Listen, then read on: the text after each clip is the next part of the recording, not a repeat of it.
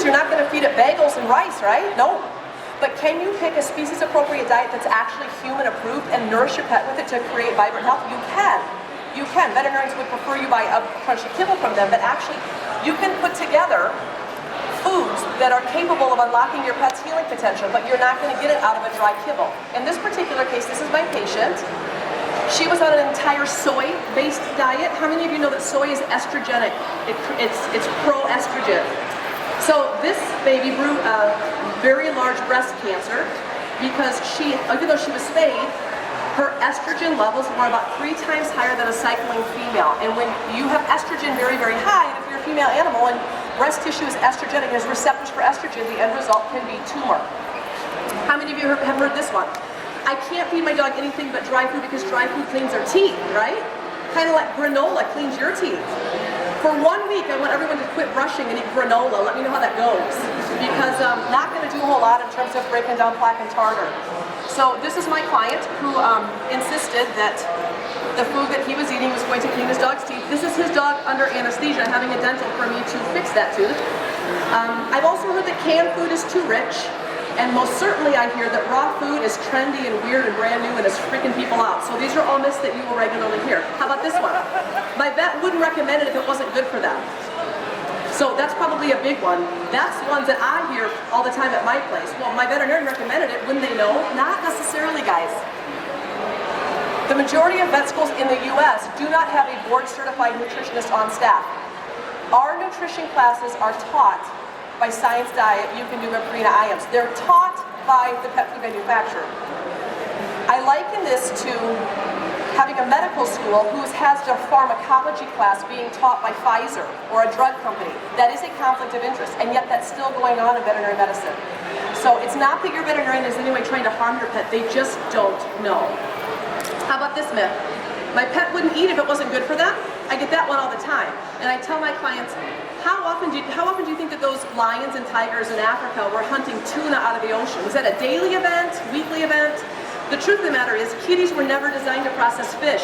When you feed kitties fish, their iodine levels get jacked, and what happens? They all become hyperthyroid. Is it odd that we have to connect the dots and think that that's really strange? No, not so much. Just fish isn't an appropriate food for cats. Do they like it? Yeah. Like, I like Oreos, but not appropriate, right? So these are just some common sense things.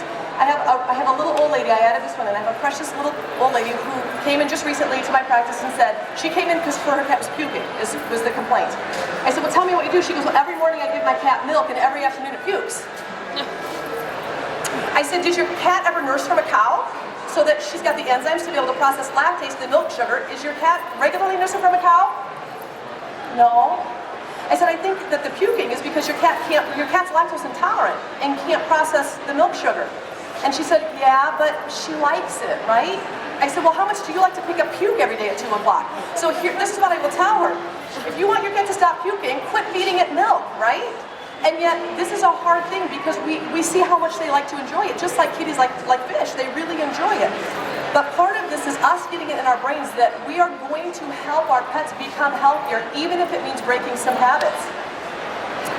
This is another really common one I see within my own profession as veterinarians, that disease, degeneration, and poor vitality have nothing in common with one another, which means how your pet got cancer, and the food you're feeding, and the chemicals you put on for flea and tick, no relation, right? And that just isn't true. This is probably the biggest painful one for me. This is Gemini, baby girl. Gemini, I tried to get through, so I'm crying yesterday. I did so good, I didn't cry. My sophomore year of vet school, Gemini was eating the free food I got from the vet school. And Gemini turned bright yellow and went into liver failure. And I took her in, they did a liver biopsy, and they said to me, your dog has ethoxyquin toxicosis. Ethoxyquin is the rubber stabilizer that Science Diet put in their food to stabilize the antioxidants. When I went to my veterinary school library and looked up in Hawley's chemical handbook about ethoxyquin, it said it's a rubber stabilizer, toxic if ingested, and should never be consumed. It has a hazmat form.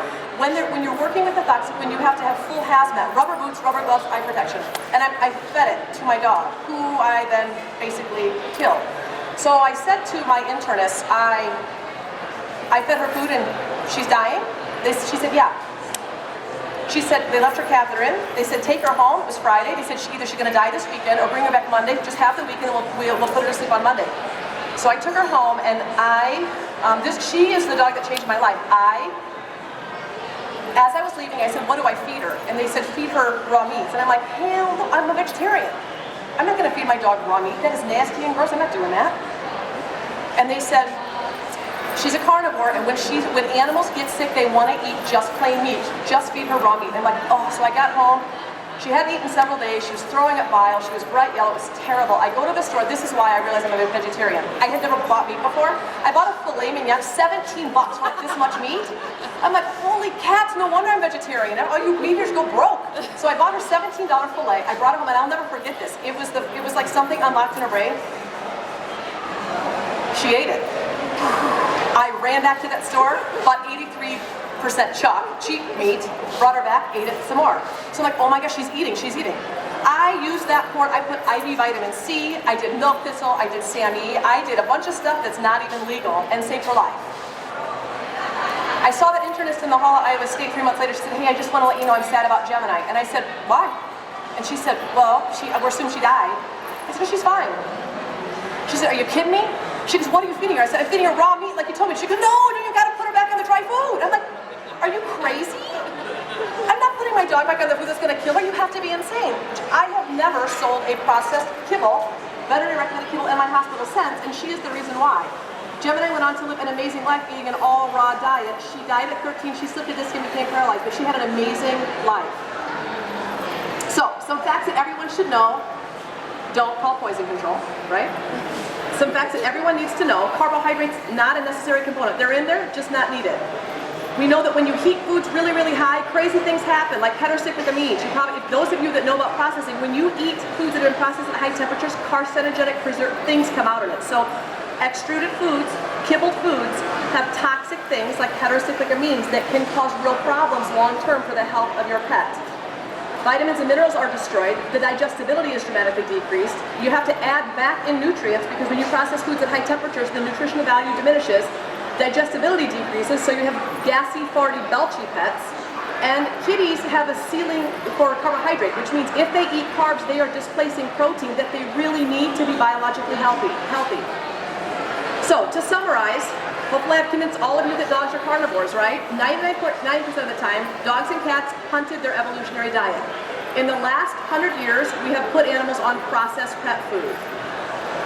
Dogs and cats require a high moisture content and a low moisture content, which is what happens when you feed them dry anything, is very stressful to the kidneys and the liver. We know that both of these species evolved to eat a lot of protein, and when we offset protein with unnecessary carbohydrates, they end up with metabolic diseases. And we also know that the majority of cat foods are made from rendered non-human grade ingredients. So, what's necessary? Quality fats, proteins, and veggies. Veggies are really what we're doing by veggies. We're simulating the GI contents of what would be in prey. So if your dog does catch and kill a bunny, they're going to eat the GI tract, which is some of this fermented grasses that contain antioxidants that are necessary to scavenge free radicals, natural sources of trace minerals, fatty acids, unadulterated fresh whole food, and a lot of moisture. What they don't need is grains, fillers, ethoxyquin, colors, preservatives, chemicals, byproducts, and they don't need heat. So, what do I tell my clients? My goal is not for you guys to all start breeding mice to feed your cats. But my goal is to make the diet as species appropriate as possible for your pets. What I would tell you to do is to the best of your ability, and actually what I tell my pets, the best you can afford to recreate the natural diet of your pet. We know that if we can provide to a dog or cat's body everything they need to have a functional healing response, healing occurs from within the body, but you have to give your pet the raw materials to actually heal. You can't expect your pet to recover from cancer feeding them trash. You just can't. We also know that you have to put aside our political and religious beliefs, like myself, being a vegetarian. I have to put that aside if I'm going to keep carnivores, and sometimes we have to rearrange this in our heads. We also know that that it's not about a brand. I will tell you, probably the number one question I get is, Dr. Becker, what brand do you like? This isn't about a brand. When you guys go in the grocery store, you don't just buy like Procter & Gamble. You don't sell out to just buy P&G. You just fill your cart with good stuff, right? The best thing you can do is, make a meal one night, buy some of these raw foods, switch from chicken, beef, turkey, goat, pheasant, bison, ostrich, elk, venison, switch it around. That's how we nourish our body. If you eat eggs one day, and then the next day you decide to have a bagel and you have explosive diarrhea, I would tell you that gastrointestinally you are not a healthy person. Your pets are designed to eat elk one day and eat bison the next day and not have explosive diarrhea if you have created gastrointestinal health in your pet. So at my practice, my main goal is creating good GI health so that pets are able to process the foods that they were designed to consume. 70% of your pet's immune system is located in the GI tract. So if we can create gut health, guys, we can create health across the board. And that foundation of gut health is in nutrition. So obviously lifestyle matters. The decisions you are making for your pets, girl, that's okay. The decisions you're making for your pets matter. Okay, so what happens when you don't nourish your pet in a biologically appropriate way? Mycotoxins, guys, are funguses, the most common one called aflatoxin, that grow on grains. So in the Midwest last year, in the US, we had some rain, 3 months of drought, and then we got poured out with rain right before harvest. And when we harvested the grains in the Midwest, they went into the granaries too wet, and funguses grew on these grains. And I predicted last fall that we would have our first bout of aflatoxicosis recalls, and they're already coming in. 3 recalls already this year for aflatoxins found in dry foods. And what happens is you can't smell them or taste them, so your pet eats them, and it's a fungus that can kill your dogs and cats. And so if you are feeding grains of any kind, the risk of fungal infection is potentially there. If you feed grains, corn, wheat, rice, even if you feed potato breaks down into sugar. Sugar causes the pancreas to have to release insulin, drops the blood sugar. Adrenals have to secrete cortisol to rebalance the blood sugar. So it's the cycle of carbohydrates, hyperglycemia, insulin, hypoglycemia, cortisol release, back to balance. That's a stressful endocrinologic gig for your pets to be on. So if you're feeding your pet a dry food that contains organic rice every day for breakfast and dinner, your pet is going through this metabolic blood sugar shift their whole life, which is hard. Is it any wonder that we end up with diabetes and Cushing's disease when they're 6 and 7? No shock at all. Not to mention allergies. So when you feed a patient a biologically inappropriate diet day in and day out, you're going to have dermatologic conditions. So we know that yeast, how many of you have ever smelled paws or ears that smell like a Frito corn chip, right? Okay, that's yeast.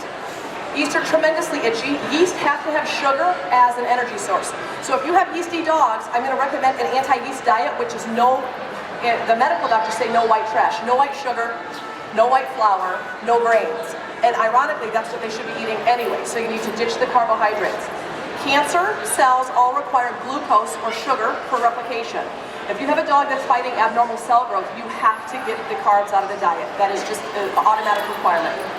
We know that all of the inflammatory conditions in dogs, gastritis, enteritis, colitis, otitis, dermatitis, all the itises mean inflammation. And you've heard of an anti-inflammatory diet or a pro-inflammatory diet. An anti-inflammatory diet means no carbs. When we do feed an abundance of carbohydrates to dogs and cats that don't require it, it offsets the protein. And there are 2 critical proteins, taurine and carnitine, that are only found in raw unprocessed meat. When we feed dogs and cats too many carbs, we offset the protein and we end up with interesting heart diseases in pets. Additionally, kidney and liver disease, if you are feeding rendered protein, if you're feeding protein like snouts, hides, tails, hooves, that's all protein, guys, but it's not biologically absorbable or healthy protein, and that causes kidney and liver stress. Urinary issues, carbohydrates break down into metabolites that increase urine pH. And kitties that have feline lower urinary tract disease, dogs that have struvite crystals and bladder stones, all a result of feeding a grain-based diet. I just explained the endocrine. The one thing I'll throw in between the pancreatitis and the cortisol issues is that cortisol blocks the conversion of active thyroid from stored thyroid into active thyroid. So usually, my first red flag that a dog is developing metabolic syndrome or syndrome X is low thyroid, just as a side note. So we know that the U.S. government says you should eat 5 servings of fresh foods a day.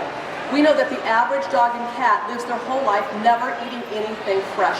They eat an entirely processed diet. So the system breaks down because not everyone believes that food matters. A lot of people will say to me, you got to die of something. I mean, if my dog's old, you might as well just let it live out its life. It's got to die of something. I also will tell you that I think objective veterinary data is lacking. So if you go into your veterinarian and says, my dog has cancer, the best thing they're going to do is send you home with a bag of commercially available ND, which is a processed food, that has higher in fish oil and less carbohydrate. But if you were to say, what raw materials can I actually provide to my dog's body to help fight this disease? you have lost your vet there because they just don't know how to approach this. So research shows that the best way to reduce metabolic stress and chronic inflammation is to address lifestyle, specifically diet. We know that the anti-inflammatory diet means a low-carb, high-protein diet, and we know that pets have a very unique hurdle. So I'm just going to flash through. Recalls happen for two reasons, guys. Recalls happen because pets become ill through contaminants, like melamine. The majority of pet food recalls are happening because the pet food is a risk to humans. So what I will show you is that the 2012 recalls, all the red guys, are pet foods that were recalled from salmonella. Salmonella is not harming the pets, guys, it's harming people. So the issue with salmonella in dry food, it's not that the dogs are going to get sick, it's that the people can get sick and die by touching it. So here's some facts about salmonella in pet food. It can hurt and kill people, and there's a whole host of recalls that have occurred because of salmonella affecting people. Interestingly, there's been no outbreaks of salmonella that has affected dogs or people with raw foods. Mycotoxins and other contaminants in pet foods, that's what kills pets. So what I will tell you is there's a huge amount of recalls that have been going on because of aflatoxins and melamine in foods. The good news is if you are picking an unprocessed diet for your pet, there's no grains involved, so the risk of some of those toxins is minimized. So, wrap things up about salmonella. Salmonella naturally occurs in many of your dogs and cats' GI tracts. Just like turtles or reptiles, I don't know much about reptiles, but a lot of these animals naturally have salmonella. Not a problem for them, can be a problem for you. It is important to be able to note that the majority of human salmonellosis cases are acquired through people handling dry foods and treats. Not that the pets are getting sick, it's that people are getting sick. So the take-home points, salmonella can be in raw meat, of course, not going to affect your dog, can affect you. Salmonella can be in dry foods. All the raw meat used in commercially available raw food diets is inspected, it's USDA inspected, so we've got quality control measures that does not occur with dry or canned foods. So what I'll tell you is if you are making burgers on your counter for your family, you'll handle raw pet food exactly the same way, you're just going to disinfect your counters. So I'm going to zip through a couple of major concerns some people have about raw food diets. One of them is trichinosis. Trichinosis is a parasite that lives in the muscle meat of animals. And I bring up trichinosis because I just mentioned all the GI parasites. GI parasites obviously live in the gastrointestinal tract of animals. So that's roundworm, hookworm, tapeworm, whipworm, coccidia. This little devil migrates out of the GI tract and lives in the muscle. And it's a weird one, it's really the only one. But this parasite, obviously muscle meat's sterile. When animals go to slaughter, their quads, hams, biceps, triceps, it's sterile meat. Except if they have this crazy larval migration from this little sucker, trichinosis, that's when this encysted worm could cause a problem. So the cool thing is if you freeze any meat for 3 weeks, you will inactivate trichinosis. So it's nothing to worry about as long as the meat has been frozen. Toxoplasmosis is another little critter that can cause problems with raw meat. Toxoplasmosis can affect all mammals, but the cool thing is you freeze meat for 24 hours and you will inactivate all possible options for toxoplasmosis to be a problem. So as long as you are freezing meat, nothing to be concerned about. Salmon poisoning is a pretty interesting case. We don't recommend that you feed raw salmon. Like if you just are fishing off the boat, do not go home and feed the fish directly to your dogs. You do need to freeze it for 7 days. Salmon and other fish that spawn upstream, anadromous fish, I don't know. I'm sure that there are other ones, but any fish that swims upstream to spawn can harbor this parasite, Nanophytus salmonella. The parasite harbors this rickettsial agent, Neorickettsial hamiltoga, and that's the organism that causes salmon poisoning. So the take-home point is freeze salmon for a week, and you're fine to feed it raw. So the other big thing I get from people is I'm just worried about all of the other potential, but what about E. coli? So the majority of raw pet foods in the United States are processed now with the technique of hitting the food with water at a very high pressure. It's called HPP, high pressure pasteurization. This technique achieves microbial inactivation of E. coli, salmonella, and listeria, which means literally the raw food is sterile. Sterile, which we can't say that about dry food. The upside about sterile raw food is for everyone here who is convinced that I still have not convinced you it's fine. I swear to God, even if you buy sterile raw food, your dog is still going to lick his butt. But if that doesn't count, then you can buy sterile raw food, your dog will lick his butt, and will still have bacteria in him that is going to freak you out. If your vet does a rectal culture of your dog, all of you will freak out. I don't care what you're feeding. You have no idea what's in your dog's GI tract. They are scavenging carnivores. If you're HIV positive, if you live in an immunosuppressed home, buy sterile food. There is no risk. All risk is gone. I don't feed sterile food to my dogs because I don't think that they've, over the 2 million years, needed to eat sterile food. What dog food companies that are not making their food sterile are doing is they're doing batch testing, which is what the USDA does for salmonella. So all of these raw foods that are doing batch testing are doing a fabulous job of making sure that quality control of the meats coming in are bacteria-free, which is awesome. There's 2 pet food companies in the US that are doing herd health, which is super cool. I really support this. They're only buying meat that is free range and happy. And what research shows is that happy cows make happy meat that has very, very low risk of salmonella. And I totally support that. A feedlot stressed out cattle, very high risk of those pathogens because they live a crappy life and they produce crappy meat. So any way you cut it, raw foods, you've got some options on being able to pick and choose, and of course you can make your own. You can buy your own meat and put it together in a balanced recipe. This is why raw food gets a bad rap. If you are buying commercially available foods, you ask the vendor, is it compliant to be able to meet all of my pet's nutritional needs through all life stages? So if it's AFCO approved, you're good to go, or NRC approved. The problem is when people throw together a little meat and veggie at home, it's unbalanced, and that makes myself upset because I see animals dying from nutritional imbalances, and then it makes traditional veterinarians really upset. And vets will say to you, I've seen dogs die from eating a homemade diet, and they are not lying. I have seen dogs die from eating homemade diets too because people don't realize the importance of balance. If you just heard this lecture and you're feeding some kind of trashy kibble and you go home and give raw meat, could your dog have a little detox diarrhea? And then you go to your local vet who will say, see, I told you, don't do that. So there's some common sense here. When it comes to switching, you have to be able to create a gut of health before you can switch your dog's food. So that gives many veterinarians a very poor taste. Obviously, if your dog was hunting rabbits, he would catch the rabbit, or if your kitty's hunting a mouse, he would catch the mouse, eat the whole thing. They don't peel off the fur and fillet out the quadriceps. They eat the fur. Fur is fiber. And if you were to open up any of these raw foods, and there's no nasty chunks of hair in there because that is nasty and we'd all be grossed out. But many animals need fur or fiber to have a healthy poop. So one of the side effects of going from a totally filler-based food, eating a ton of totally unnecessary sawdust, to a filler-free food is sometimes animals become constipated. Not a big thing, but you've got to be able to recognize not the food is bad, it's that you have to account for the fiber factor. Prey model, I almost would tell you don't go home and Google raw foods because you just end up, it just is overwhelming what you come up with. There's a whole train of thought out there that you can just throw your dog a whole chicken and he'll know what to do with it. And that is a bad idea. Dogs choke, dogs growl and fight because one is a chicken and the other one doesn't have a chicken.